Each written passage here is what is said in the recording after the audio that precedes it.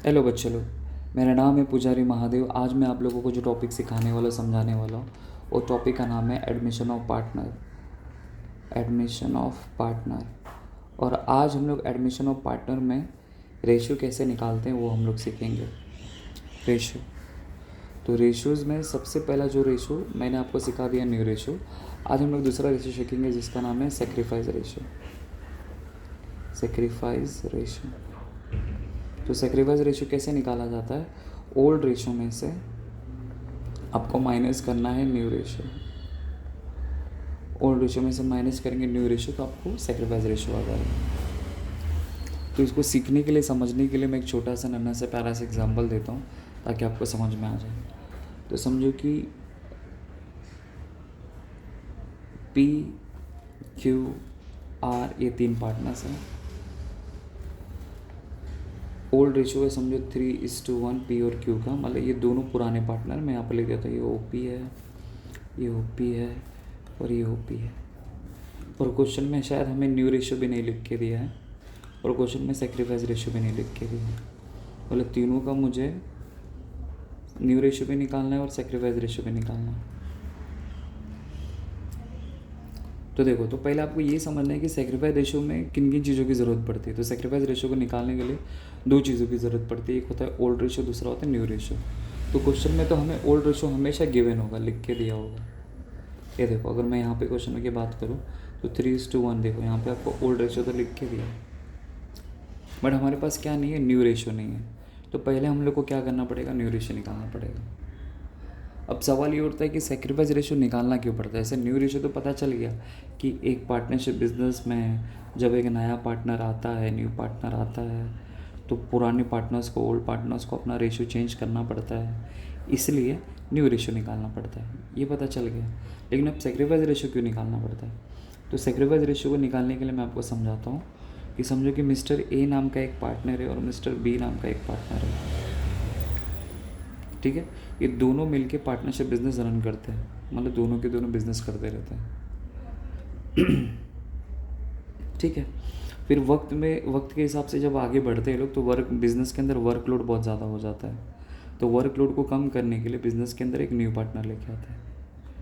तो जब partnership business में एक नया पार्टनर आता है तो उसे 2 चीज़ लानी पड़ती है। बिजनेस करने के लिए कैपिटल लाना पड़ता है और फिर दूसरा उनके नाम का पैसा लाना पड़ता है, जिसको बोलते हैं गुडविल। अब ये समझते हैं गुडविल, कैपिटल तो समझ में आता है कि बिज़नेस करने के लिए पैसा लाया है। गुडविल समझते हैं, गुडविल का मतलब ऐसे समझो कि ए और बी मार्केट में इतनी ज़्यादा फेमस थे, इतनी ज़्यादा फेमस थे, इतनी ज़्यादा फेमस थे कि लोग इनके नाम से ही उनका प्रोडक्ट परचेस करते थे या उनकी सर्विस को यूज़ करते थे। तो मुझे बताओ कि फिर नए पार्टनर को क्या अपना नाम बनाने की ज़रूरत पड़ेगी क्या? नहीं, ऑटोमेटिकली उनके नाम का फ़ायदा उसको होगा। तो जब ओल्ड पार्टनर्स न्यू पार्टनर के लिए, जब ओल्ड पार्टनर न्यू पार्टनर के लिए अपने प्रॉफिट को सेक्रीफाइस कर सकते हैं, है ना, सेक्रीफाइस कर सकते हैं मतलब सेक्रीफाइस करते ही हैं। जब ओल्ड पार्टनर नए पार्टनर के लिए अपने प्रॉफिट को सेक्रीफाइस करेगा तो उसी तरह न्यू पार्टनर उनके प्रॉफिट के सेक्रीफाइस के लिए, प्रॉफिट के सेक्रीफाइस के लिए उनको उनके नाम का पैसा पे करेगा, जिसे कहते हैं गुडविल। तो उस गुडविल का पैसा बांटने के लिए हमें सेक्रीफाइस रेशियो निकालना पड़ता है। और वो सेक्रीफाइस रेशियो कैसे निकालेंगे कि जो पार्टनर जितना ज़्यादा प्रॉफिट को सेक्रीफाइस करेगा वो गुडविल का उतना ज़्यादा पैसा लेके जाएगा, और जो पार्टनर प्रॉफिट को जितना कम सेक्रीफाइस करेगा उसको गुडविल का पैसा उतना कम मिलेगा। तो इसलिए हम लोग को सेक्रीफाइस रेशियो निकालना पड़ता है। आप ऐसा समझो कि मैं इसी एग्जांपल में ए और बी का एग्जांपल लेके बताता हूँ। समझो कि 50 रुपीज़ का प्रॉफिट होता है, तो ए समझो कि 25 रुपीज़ लेके जाता है और बी समझो 25 रुपीज़ लेके जाता है। तो ए ने बोला कि मैं अपने 25 रुपीज़ में से सी को मैं 5 रुपीज़ दूंगा, और बी ने बोला कि मैं अपने 25 रुपीज़ में से मैं इसको 10 रुपीज़ दूंगा। तो बोलो प्रॉफिट को सेक्रीफाइस सबसे ज़्यादा किसने किया? बी ने किया, इसलिए बी को गुडविल का पैसा ज़्यादा मिलेगा और ए को कम मिलेगा क्योंकि इसने कम सेक्रीफाइस किया। तो वो सेक्रीफाइस करने के लिए भी, मतलब सेक्रीफाइस करने के बाद हम लोग को ये चेक करना पड़ेगा कि भाई उनका रेशियो क्या निकल सकता है, क्या हो सकता है। उसके लिए फिर आपको ये रेशियो वहाँ पे काम आएगा। तो अभी वो कैसे निकालते मैं यहाँ पे आपको समझा रहा हूँ। तो मैं यहाँ पे डेटा ले लेता हूँ। तो सबसे पहले अपन को क्या करना पड़ेगा? न्यू रेशियो निकालना पड़ेगा। तो मैं पहले यहाँ पे न्यू रेशियो का फॉर्मूला लिख देता हूँ। तो न्यू रेशियो को निकालने के लिए, न्यू रेशियो को निकालने का फॉर्मूला है old ratio into remaining share, remaining share. तो मैं सबसे पहला पी का न्यू रेशियो निकालेंगे, तो इसका ओल्ड रेशियो, तो क्वेश्चन में हमने ओल्ड रेशियो क्या लिख के दिया, 3:1 लिख के दिया। तो पहला ये 3 ये पी का है और ये 1 ये क्यू का है, तो दोनों को ऐड कर दो। 3 और 1 कितना हो गया, 4। तो ये 3/4 हो जाएगा, ये 1/4 हो जाएगा। इसलिए P इज इक्वल टू पहले ओल्ड रेशियो, तो 3/4 इंटू रिमेनिंग शेयर मेरा क्या है, रिमेनिंग शेयर। तो पहले अपन को रिमेनिंग शेयर निकालना पड़ेगा, बिना रिमेनिंग शेयर हम लोग न्यू रेशियो नहीं निकाल सकते। तो रिमेनिंग शेयर को निकालने के लिए आपको थोड़ा सा नाटक करना है, जैसे मैंने आपको बताया था लास्ट वीडियो में। लिखना है लेट द प्रॉफिट बी ₹1। मतलब मैं ऐसा एज्यूम करो कि फ्यूचर में जो प्रॉफिट होने वाला है ना, वो ₹1 का होने वाला है, और इस ₹1 के प्रॉफिट में से हमारा रिमेनिंग शेयर क्या आएगा वो देखते हैं। तो इस ₹1 के प्रॉफिट में से आपको माइनस करना है कि नए पार्टनर को कितना शेयर दे रहे हैं। तो देखो यहाँ पे ओल्ड पार्टनर्स 3:1 है, आर नया पार्टनर है।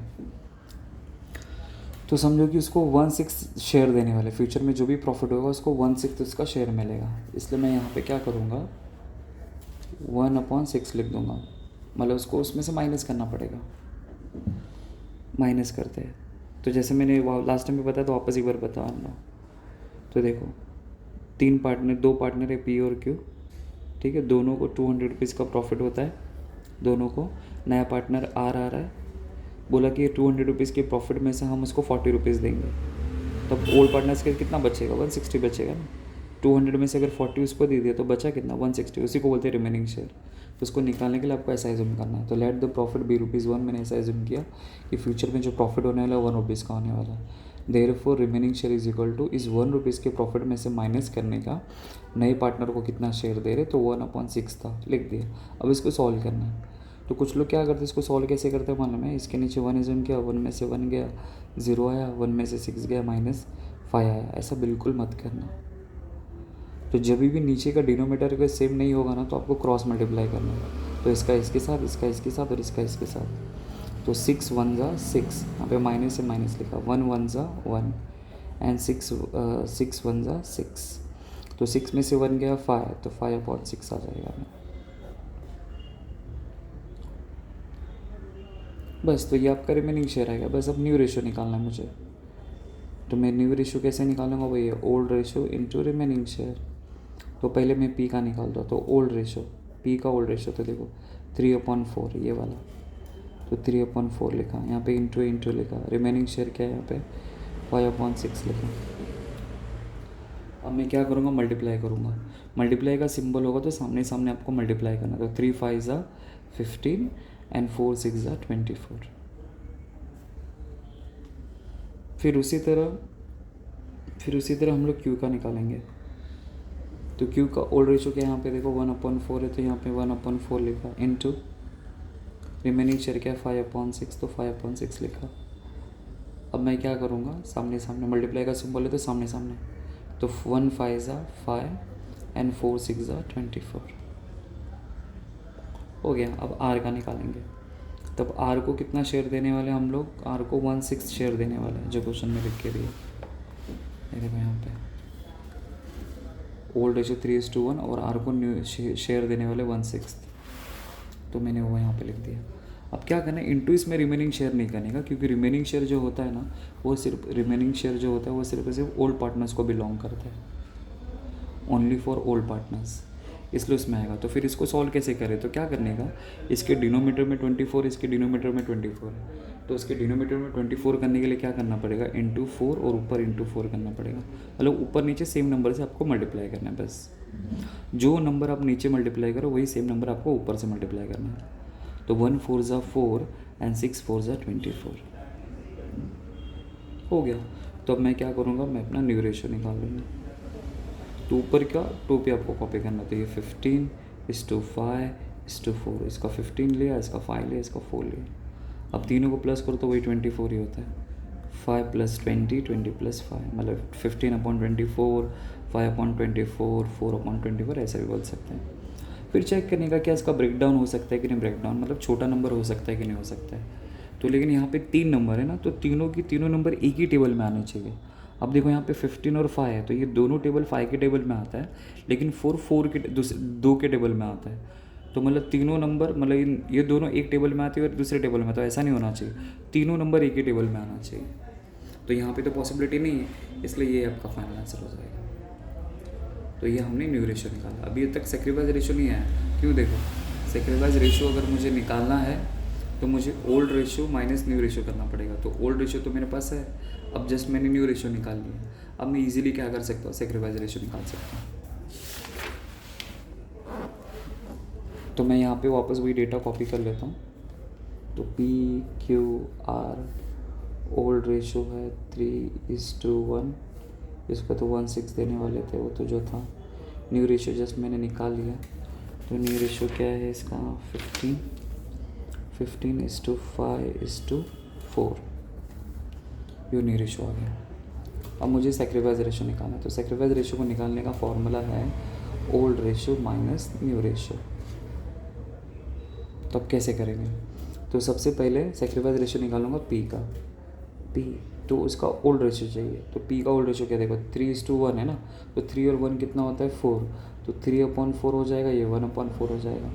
तो ओल्ड रेशियो इसका 3/4, तो ओल्ड रेशियो 3/4। यहाँ पे माइनस है, माइनस लिखा। न्यू रेशियो तो क्या करना है, देखो 15 और 5 20 और प्लस 4 24।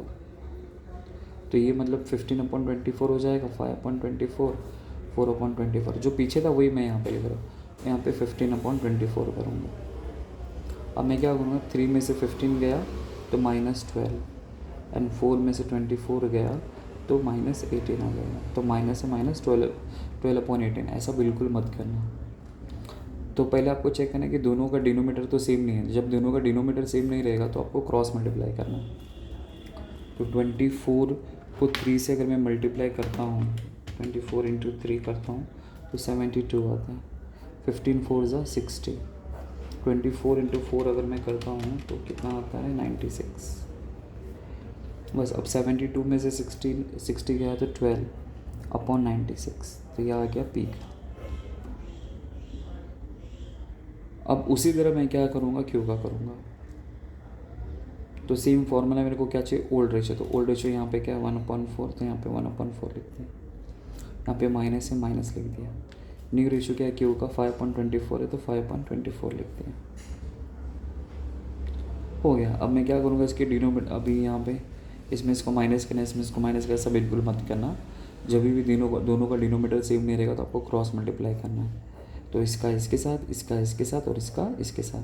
तो 24 1 ज़ा 24, यहाँ पे माइनस है, माइनस लिखा। 4 5 ज़ा 20 एंड 24 4 ज़ा 96। तो 24 में से 20 गया तो 4/96 हो गया। अब इसके बाद क्या करेंगे, आर का निकालेंगे। तो आर का ओल्ड रेशियो क्या है 1/6 है, और न्यू रेशियो क्या है 4/24 है। क्रॉस मल्टीप्लाई करके आंसर आ जाएगा। ऐसा बिल्कुल मत करना, क्योंकि सेक्रीफाइस कौन करता है मालूम है, सेक्रीफाइस सिर्फ और सिर्फ ओल्ड पार्टनर्स करते हैं। नया पार्टनर कुछ भी सेक्रीफाइस नहीं करता है। इसलिए सेक्रीफाइस रेशियो सिर्फ और सिर्फ ओल्ड पार्टनर्स को बिलोंग करता है, नॉट ए न्यू पार्टनर। मतलब न्यू पार्टनर का सेक्रीफाइस रेशियो आता ही नहीं है, इसलिए आपका फाइनल आंसर आ जाएगा। तो बस अभी इसको सेक्रीफाइस रेशियो के लिए आपको क्या करना है, ऊपर तो इसका 12 ले लिया और इसका 4 ले लिया। आपको पहले ब्रेक डाउन नहीं करना, एकदम एंड में करना है। तो इसका 12 ले लिया और इसका 4 ले लिया। न्यू पार्टनर का आएगा ही नहीं, आपको करने की ज़रूरत है नहीं। अब सीधा सेक्रीफाइस रेशियो को अब देखने का इसका ब्रेक डाउन हो सकता है कि नहीं हो सकता है। तो अगर चेक करेंगे तो देखो ऐसा, तो 4 1 ज़ा 4 एंड 4 3 ज़ा 12, तो 3:1 आ जाएगा। अगर आपको चेक करना है कि आपका जो सेक्रीफाइस रेशियो करेक्ट है कि राइट है, तो आप लोग ये चेकआउट कर लेना कि आपका जो ओल्ड रेशियो होगा ना वही सेम सेक्रीफाइस रेशियो के इक्वल आ जाएगा, सेम। तो देखो, तो मेरा ओल्ड सेक्रीफाइस रेशियो 3:1 आया, और ऊपर चेक करो ओल्ड रेशियो भी देखो 3:1 है, तो दोनों सेम सेम आ गया। तो जब दोनों सेम सेम आ जाएगा तो समझ आना कि आपने एक्यूरेट किया। बस, तो इस तरह आपको सेक्रीफाइस रेशियो निकालना है। तो एग्ज़ाम में अगर टाइम नहीं रहा तो आपका ओल्ड रेशियो आपका सेक्रीफाइस रेशियो हो जाएगा। लेकिन अगर ऑब्जेक्टिव बेस पे अगर कोई क्वेश्चन होगा तो आपको इस तरह फाइंड आउट करना पड़ेगा ऐसा।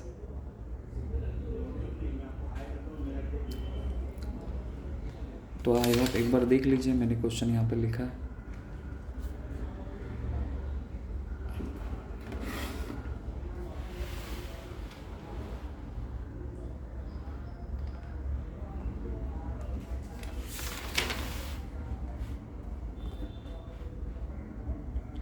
आई होप आपको समझा रहेगा। Thank you.